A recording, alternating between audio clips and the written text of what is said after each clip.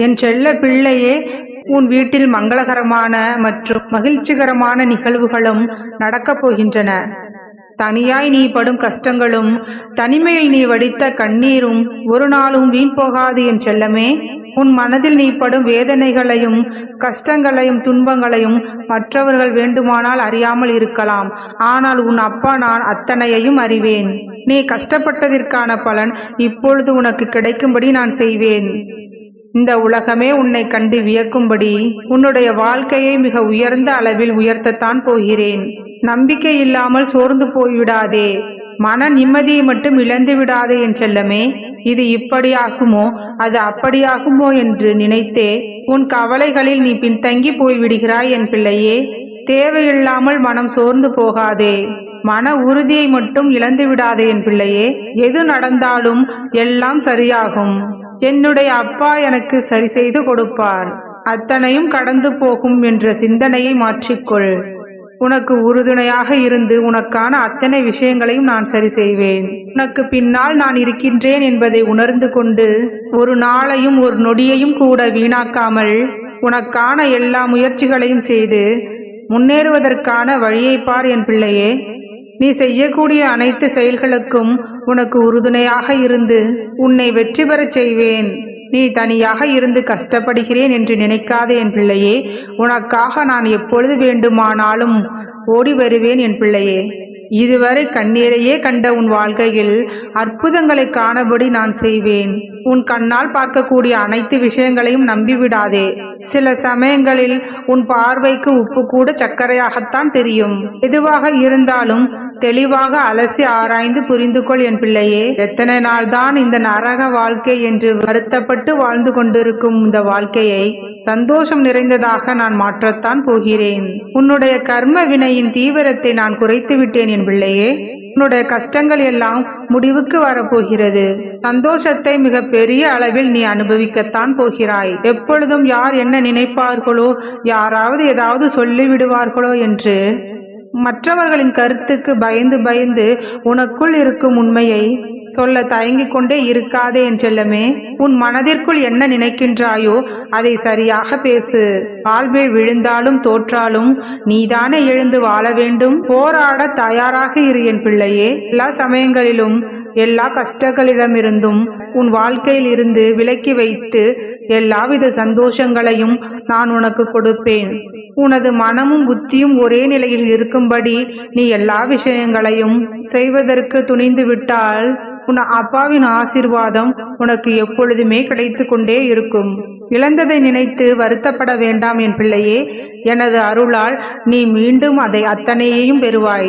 அவளையால் மனம் துவண்டு கண்ணீர் வடிக்காதே என் பிள்ளையே. அடிக்கடி நீ கண்ணீர் விட்டு கொண்டே இருந்தால் உனது வாழ்க்கை தரம் உயராது என் பிள்ளையே. முதலில் மன உறுதியோடு தைரியத்தை வரவழைத்து கொண்டு எல்லா விஷயங்களையும் சரியாக செய்து முடிக்க முடியும் என்று நம்பிக்கையை கொண்டு வா. வாழ்க்கையில் ஒவ்வொரு நொடியும் உன் அப்பாவான எனது ஆசீர்வாதம் உனக்கு பரிபூர்ணமாக கிடைக்கும்.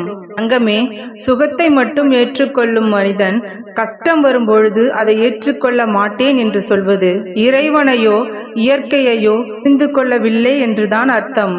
கடவுள் நம்மை சோதிப்பதெல்லாம் இல்லை, அது தவறான நம்பிக்கை.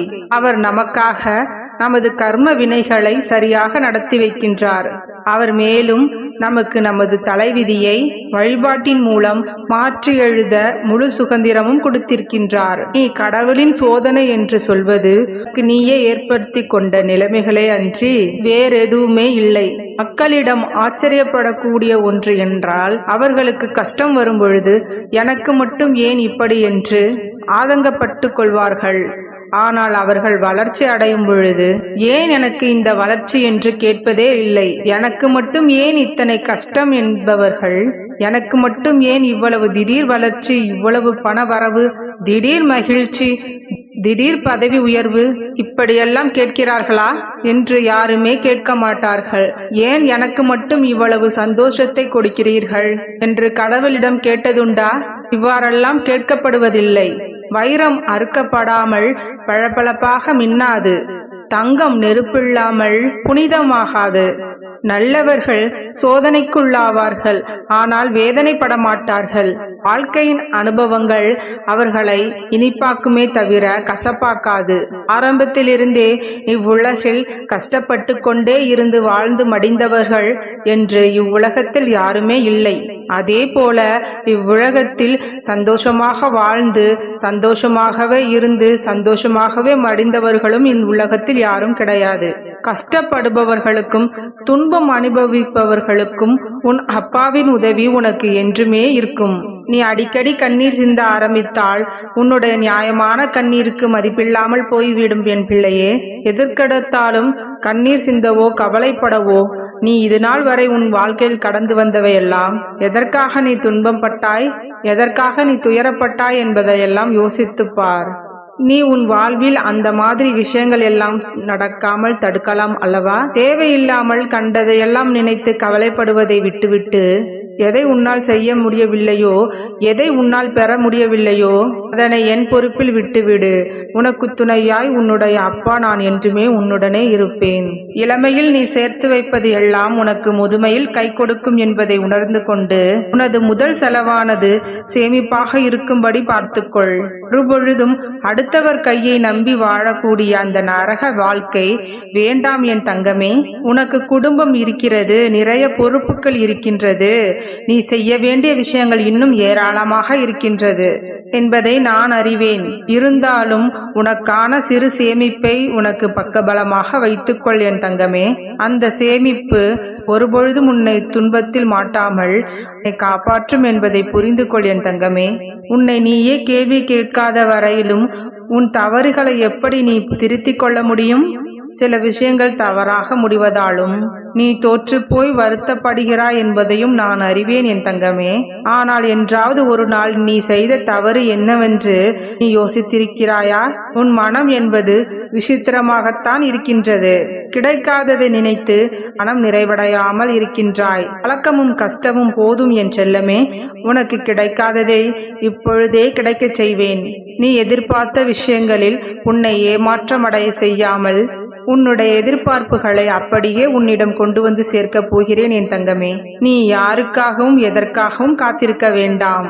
நீ காத்திருப்பதால் உன்னுடைய ஆயுள் அதிகரித்து விடுமா என்ன? எது எப்பொழுது நடக்க வேண்டுமோ, எது எப்பொழுது கிடைக்க வேண்டுமோ அது அப்பொழுது கிடைக்கும் என்ற நம்பிக்கையோடு அதை முடித்து கொடுக்கும் பொறுப்பை என் வசம் ஒப்படைத்து விட்டு நீ நிம்மதியாக இரு என் தங்கமே. உன் அப்பாவின் அருளாலேயே நான் நிச்சயம் உனக்கு நல்லதே நடத்தி கொடுப்பேன். உன்னிடம் இருப்பவர்கள் உன்னை நன்றாக புரிந்து கொள்வார்கள்.